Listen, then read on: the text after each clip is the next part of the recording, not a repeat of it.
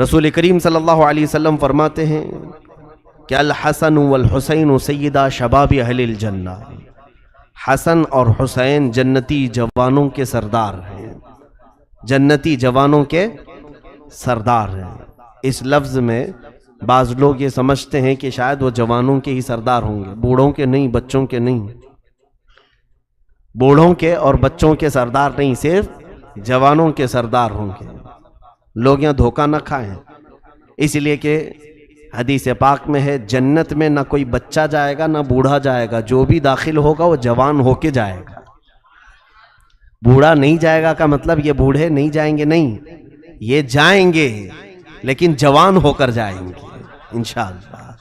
جس کو بھی رب تبارک و تعالی جنت میں داخل کرے گا، چاہے وہ 100 سال کی عمر میں وفات پایا ہو، لیکن جنت میں جانے کے وقت ان کی عمر اکثر بزرگوں نے فرمایا ہے 33 سال کے قریب کی ہوگی۔ یعنی دنیا میں تم خواہش کرتے رہ جاؤ، کبھی بڑھاپے سے جوانی نہیں آئے گی، لیکن جنتی کو مولا تعالیٰ مفت میں جوانی عطا کرے گا۔ اور اس اعتبار سے بچے بھی جوان ہو جائیں گے، بوڑھے بھی جوان ہو جائیں گے، تو جنت میں جانے والے سب کون رہیں گے؟ سارے جوان جنتی، سارے جنتی جوان ہی ہوں گے۔ اس اعتبار سے حضور صلی اللہ علیہ وسلم کا یہ فرمانا سیدہ شباب اہل الجنہ، حسن اور حسین جنتی جوانوں کے سردار، اس کا مطلب یہ ہوا کہ کل جنتیوں کے سردار ہیں، کل جنتیوں کے سردار امام حسن اور امام حسین رضی اللہ تعالیٰ عنہما۔ اور میرے آقا صلی اللہ علیہ وسلم نے فرمایا ہے ہما ریحانتی فی الجنہ، حضور صلی اللہ تعالیٰ علیہ وسلم نے ان کے متعلق فرمایا کہ یہ حسن اور حسین میرے لیے جنت کے 2 پھول ہیں۔ اکثر میرے آقا صلی اللہ تعالیٰ علیہ وسلم انہیں سونگھا کرتے تھے، کبھی ان کی گردن کے پاس، کبھی ان کے رخساروں پر، کبھی پیشانی پر۔ اللہ کے حبیب صلی اللہ علیہ وسلم اپنے لبھائے مبارک رکھتے تھے۔ بوسہ دینا تو ہم سب جانتے ہیں، لیکن صحابہ کہتے ہیں حضور صلی اللہ علیہ وسلم ان کو سونگھا کرتے تھے۔ تو بعض صحابہ نے پوچھا کہ بچوں کو چومنا، بوسہ دینا تو ہم دیکھتے ہیں، آپ ان بچوں کو سونگھتے ہیں؟ رسول کریم صلی اللہ علیہ وسلم نے فرمایا یہ دونوں شہزادے جنت کے پھول ہیں، جنت کی خوشبو ان کے اندر سے آتی ہے۔ ان حسین شہزادوں کو میرے آقا صلی اللہ تعالیٰ علیہ وسلم ہمیشہ اس طرح سے صحابہ میں بیان کرتے رہے کہ اکثر صحابہ فرماتے ہیں کہ حضور صلی اللہ علیہ وسلم جب مسجد نبوی میں داخل ہوتے، ایک مرتبہ ایک صحابی نے دیکھا کہ حضور پورا بہت ہی کھلا قسم کا جبہ پہنے ہوئے ہیں یا اوپر چادر ڈالے ہوئے ہیں، اور جسم کے اندر بہت موٹی کوئی چیز چھپی ہوئی ہے۔ ٹھنڈیوں کے دن تھے، صحابہ اکرام نے پوچھا یا رسول اللہ صلی اللہ علیہ وسلم کون سی چیز آپ اپنے اندر لیے ہوئے ہیں؟ رسول کریم صلی اللہ علیہ وسلم نے جبہ جب ہٹایا تو دونوں شہزادے اندر تھے، ہمیشہ سینے سے لگا کر کے رکھا۔ مشکات نبوت ہے وہ سینہ رسول پاک کا، جہاں اللہ کا کلام اترا کرتا تھا، اس قلب رسول سے کبھی حسن کان لگائے ہوتے، کبھی حسین کان لگائے ہوتے۔ تو رسول پاک صلی اللہ تعالیٰ علیہ وسلم کتنی دیر تک اپنی زبان مبارکہ ان شہزادوں کے منہ میں رکھتے تھے۔ اکثر حضرت فاطمہ فرماتی ہیں کہ کبھی بھوک کی شدت ہمارے گھر میں ہوتی، فاقہ ہوتا، تو میں دونوں شہزادوں کو لے کر کے حضور کے گود میں دے آتی۔ رسول کریم صلی اللہ تعالیٰ علیہ وسلم ان دونوں شہزادوں کے منہ میں اپنی زبان رکھتے، پھر بچے رونا بھی بند کرتے، کبھی کوئی چیز کھانے کی یا پینے کی طلب نہ کرتے۔ کیسے طلب کریں گے ساری دنیا کا خزانہ جو وہ اپنے لبوں سے چوس رہے ہوں۔ سیدنا امام حسن اور امام حسین رضی اللہ تعالیٰ عنہ کو جو نسبتیں حاصل ہوئیں، میں کہتا ہوں پوری دنیا میں کسی کو ایسی نسبتیں حاصل نہیں ہوئی۔ انبیاء کرام علیہ السلام کے بعد رسول کریم صلی اللہ تعالیٰ علیہ وسلم کے گھر والوں سے جس طرح سے حسن و حسین کو نسبتیں حاصل ہیں، ماں کے متعلق میرے آقا نے فرمایا جنتی عورتوں کی سردار ہے۔ باپ کے لیے کہا کہ میں جس کا مولا ہوں اس کا یہ مولا ہے۔ باپ جب پوری کائنات کا مولا، ماں پورے جنتی عورتوں کی سردار، اور خود ان کو اللہ کے حبیب نے جنتی جوانوں کا سردار کہا۔ نانا سید الانبیاء ہیں، کون سی فضیلت ان کی زندگی میں نہیں ہے، کون سی نسبت نہیں ہے؟ اس سے بڑھ کر ان کو نسبتیں اور کیا چاہیے؟ حتیٰ کہ رسول کریم صلی اللہ تعالیٰ علیہ وسلم ایک مرتبہ مدینہ طیبہ کی گلیوں میں حسن و حسین کو کندھوں پر بٹھائے تشریف لے جا رہے تھے، دونوں کندھے پر سوار تھے۔ ایک صحابی کہتے ہیں ہم نے دیکھا تو مسکرائے کہ اللہ کے حبیب صلی اللہ علیہ وسلم کے دوش نبوت پر یہ شہزادے سوار ہو کر جا رہے ہیں۔ صحابہ نے پکار کر کے کہا اے شہزادو کتنی اچھی سواری تم نے پائی ہے، کتنی اچھی سواری پائی ہے۔ رسول کریم صلی اللہ تعالیٰ علیہ وسلم نے مڑ کر کے ان سے کہا اے لوگوں صرف سواری کو دیکھ رہے ہو، یہ بھی تو کہو کہ سوار بھی کتنے اچھے ہیں۔ اللہ کے حبیب صلی اللہ علیہ وسلم اپنی تعریف کے ساتھ اپنے شہزادوں کی تعریف کو پسند فرمایا کرتے تھے، اور میرے آقا صلی اللہ تعالیٰ علیہ وسلم ان کے لیے بے قرار بھی ہوا کرتے تھے۔ اکثر ایسا ہوا ہے کہ سیدہ زہرا فرماتی ہیں ایک مرتبہ حسن و حسین گم ہو گئے، مل ہی نہیں رہے تھے، میں گھبرائی ہوئی تھی، پریشان تھی، رسول کریم صلی اللہ تعالیٰ علیہ وسلم کے پاس دوڑ کر آئی، کہا کہ حسن و حسین صبح سے نہیں نظر آ رہے۔ اللہ کے حبیب صلی اللہ علیہ وسلم نے بڑی اطمینان کا اظہار کیا، کہا کہ میرے ان دو بچوں کو ابھی کچھ نہیں ہوگا، کوئی کچھ گزن نہیں پہنچائے گا۔ خود اٹھے اور چلتے ہوئے ایک مدینہ طیبہ کے قریب درخت کے پاس گئے تو فرماتے ہیں حضرت فاطمہ زہرا رضی اللہ تعالیٰ عنہا دونوں بچے آرام سے سوئے ہوئے ہیں اور دو فرشتے ان پر پروں سے سایہ کیے ہوئے ہیں۔ وہ بچپن سے فرشتوں کی چھاؤں میں سونے والے، جن کے گھر میں جبرائیل بے اجازت نہ آئیں، ان کی نسبتوں کو، ان کی سعادتوں کو، ان کی فضیلتوں کو بھلا دنیا میں کون بیان کر سکے گا؟ کس زبان سے ہو بیان مدح خان اہل بیت؟ میرے عزیزوں، رسول کریم صلی اللہ تعالیٰ علیہ وسلم کے ان شہزادوں کی فضیلت اس سے اندازہ کریں آپ۔ ایک مرتبہ حسن و حسین دونوں گھر میں ہیں، رسول کریم صلی اللہ تعالیٰ علیہ وسلم بچوں کو کھلاتے بھی تھے اکثر، یہاں تک کہ اکثر ایسا دیکھا گیا ہے کہ صحابہ فرماتے ہیں نمازوں کے اوقات میں بھی حسن و حسین کو اپنے مصلی کے قریب بٹھایا کرتے۔ جب رسول پاک صلی اللہ علیہ وسلم خطبہ دے رہے ہوتے، دونوں شہزادے ایک ایک پاؤں پکڑ کر کے بیٹھے ہوتے تھے۔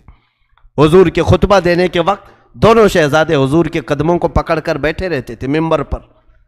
ایک مرتبہ حسن و حسین رضی اللہ تعالیٰ عنہ، چھوٹی سی عمر ہے، ان کی عمر 2.5 سال 3 سال کے قریب ہوگی، دونوں کھیل رہے ہیں گھر میں، اور رسول کریم صلی اللہ علیہ وسلم تشریف لائے اور کہا چلو آج ہم تمہاری کشتی کرواتے ہیں، دیکھتے ہیں کہ کون جیتتا ہے، کون کس کو گراتا ہے۔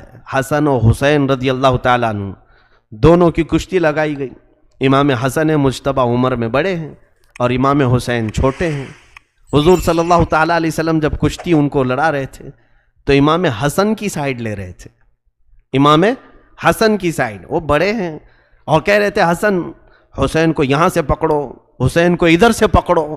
یہ باتیں دیکھ کر کے فاطمہ زہرا رضی اللہ تعالیٰ عنہا قریب آئی، کہا ابا جان یہ کیسا معاملہ ہے، آپ بڑے کی سائیڈ لے رہے ہیں، حسین چھوٹے ہیں عمر میں۔ عموماً لوگ چھوٹوں کا ساتھ دیتے ہیں، گھر میں کھلاتے بھی ہیں تو چھوٹوں کی طرف اور ان کے سائیڈ میں بات کرتے ہیں۔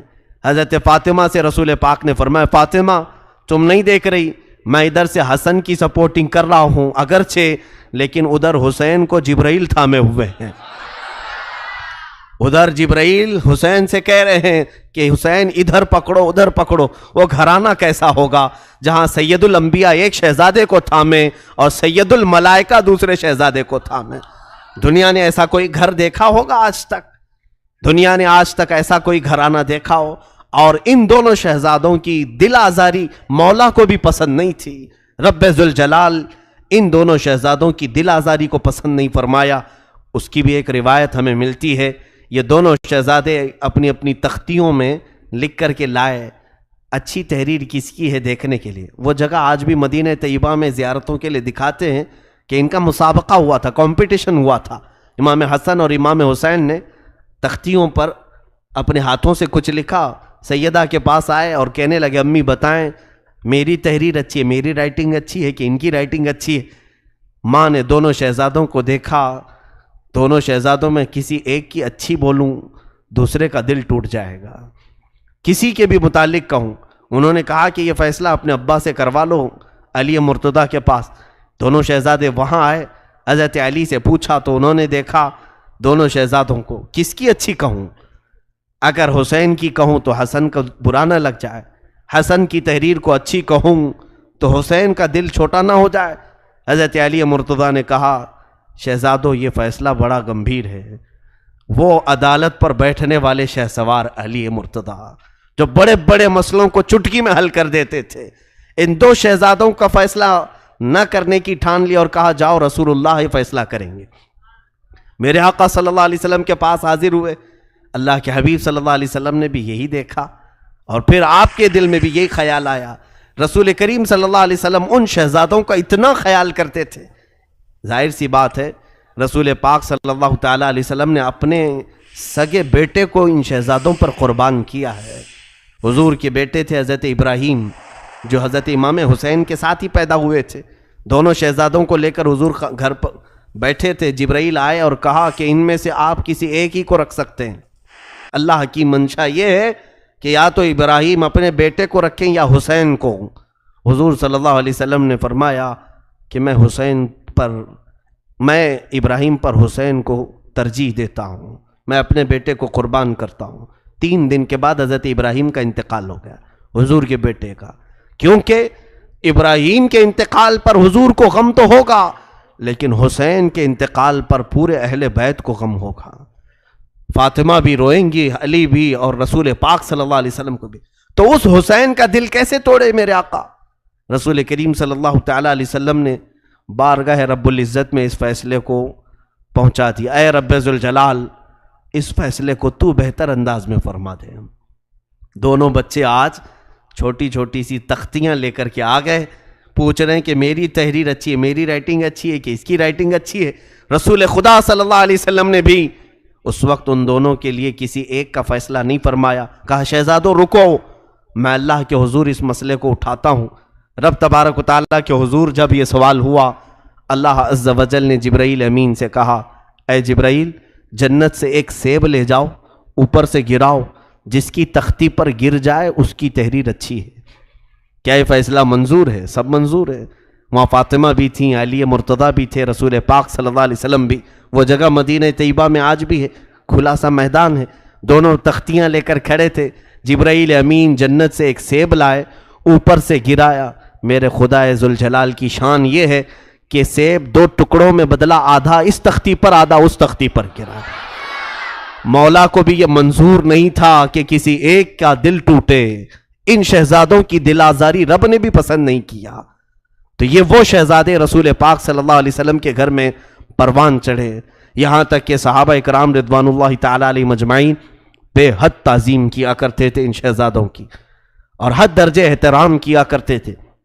صحابہ فرماتے ہیں کبھی کبھار یہ رسول کریم صلی اللہ تعالیٰ علیہ وسلم نماز پڑھا رہے ہوں اور نماز کے دوران یہ اپنے گھر سے چلے آتے اور کبھی کسی نے ان کو روکا نہیں، حضور کے مصلی پر آ جاتے، حتیٰ کہ ایک بار امام حسین حضور کی پیٹھ پر سوار ہوئے، سجدہ خوب لمبا ہوا، اللہ کے حبیب صلی اللہ علیہ وسلم نے سر نہیں اٹھایا کہ حسین گر نہ جائیں، حسین گر نہ جائے۔ میرے آقا صلی اللہ علیہ وسلم ان کے بچپن میں اتنا خیال فرمایا کرتے تھے۔ ایک بڑی حکمت کی بات مجھے نظر آتی ہے، میں نے اس سے قبل بھی اس چیز کو عرض کیا تھا کہ مدینہ طیبہ میں مجھے بات یاد آتی ہے، چند سالوں پہلے عام طور پر ہم جب حاضری دیتے ہیں تو حضور کے قدموں کی طرف، پیچھے کے طرف جالیوں کے جو لوگ سب سلامی پیش کرتے ہیں آگے کی طرف، پیچھے کا مقام، پیچھے کی طرف جگہ ایسی ہے کہ قبلہ بھی اسی طرف ہے، حضور کی جالیاں بھی اسی طرف ہے، تو وہاں کوئی موڑتا نہیں ہے کہ ادھر مڑ جاؤ، دعا ادھر کرو۔ نماز پڑھتے پڑھتے ایک بار ایسا خیال آیا کہ اتحیات پڑھ رہا تھا، تو جب اتحیات میں ہم پہنچے، السلام علیکہ ایھا النبی، اے نبی آپ پر سلامتی ہو۔ سچ بتاؤں میں آپ کو عرض کر رہا ہوں کہ یہاں نماز پڑھتے پڑھتے اتحیات ایسی گزر جاتا ہے، وہاں ایک عجیب سی کیفیت طاری ہوئی کہ جب ہم یہ کہہ رہے ہیں اے نبی آپ پر سلامتی ہو اور جالیاں سامنے ہو، ویسی نماز کا، اس نماز کا لطف پھر کبھی زندگی میں ملا نہیں کہ رسول کریم صلی اللہ علیہ وسلم سامنے ہو اور پھر ہم سامنے مخاطب کر کے حضور کو سلام کر رہے ہیں نماز میں۔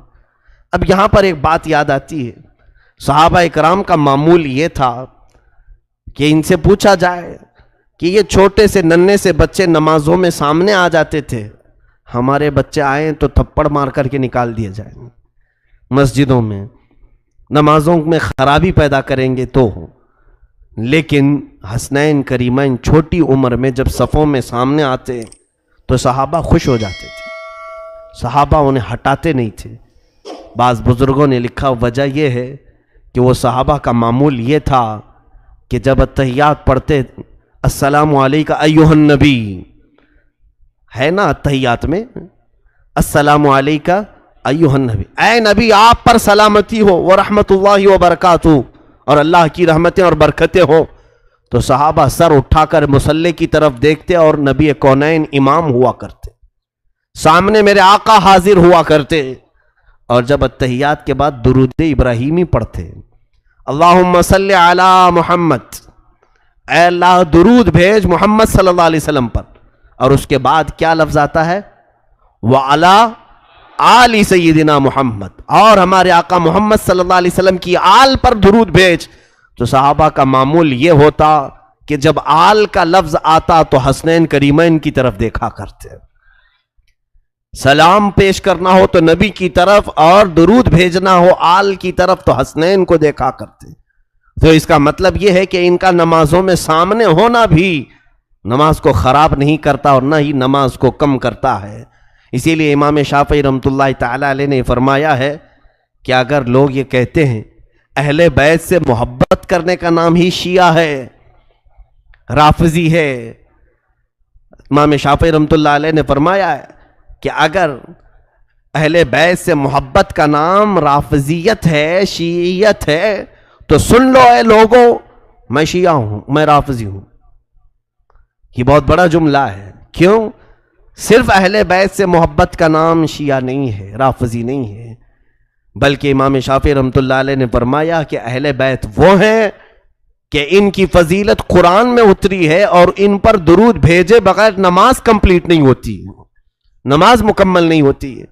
رسول کریم صلی اللہ تعالیٰ علیہ وسلم کے گھر والوں کو عام گھر والوں کی طرح نہ سمجھیں۔ اللہ کے حبیب صلی اللہ علیہ وسلم نے فرمایا الا ان مثل اہل بیتی کمثل سفینۃ نوح من رکبہا نجا ومن تخلف عنہا ہلک۔ اللہ کے حبیب صلی اللہ علیہ وسلم فرماتے ہیں میرے اہل بیت نوح علیہ السلام کی کشتی کی طرح ہیں، جو اس میں سوار ہوا وہ نجات پایا اور جو پیچھے رہ گیا وہ ہلاک ہو گیا۔ جو دامان اہل بیت تھاما رہا انشاءاللہ وہ سرخرو رہے گا، سرفراز رہے گا، کامیاب رہے گا، اور جو ان سے پیچھے ہوا یا ان کی دشمنی کیا، ان سے بغض و نفرت کیا، وہ ہلاک ہو جائے گا۔ حضور نے فرمایا میرے اہل بیت کی مثال کس کی طرح ہے؟ نوح علیہ السلام کی کشتی کی طرح ہے، یہ کشتی نوح کی مانند ہیں۔ رسول کریم صلی اللہ تعالیٰ علیہ وسلم کی یہ عطرت ہیں، میرے آقا نے ہم سب کو عطا کیا ہوا یہ گھرانہ ہے۔ اسی لیے ہمارے امام اہل سنت فاضل بریلوی رحمۃ اللہ تعالیٰ علیہ نے اسی گھرانے کے متعلق یہ فرمایا تھا یا رسول اللہ تیری نسل پاک میں ہے بچہ بچہ نور کا، تو ہے عین نور، تیرا سب گھرانہ نور کا۔ یقیناً وہ نور کا گھرانہ ہے۔ اہل بیت کی گستاخی کفر تک لے جاتی ہے، رسول اللہ کی آل اور ان کی اولاد کی بے حرمتی انسان کو غارت کرتی، تباہ کرتی، اور میرے آقا صلی اللہ تعالیٰ علیہ وسلم ناراض ہوتے ہیں۔ یہاں تک کہ بزرگوں نے فرمایا اہل بیت میں اگر کوئی عمل کی خرابی بھی دیکھو تو اس سے اچھی طرح سے اصلاح کی کوشش کرو، لیکن ان کی بے حرمتی نہ کرو، کیونکہ نسب تو باقی ہے۔ جب تک کوئی کافر نہ ہو جائے تب تک ان کی گستاخی نہ کی جائے، تب تک ان کی گستاخی نہ کی جائے۔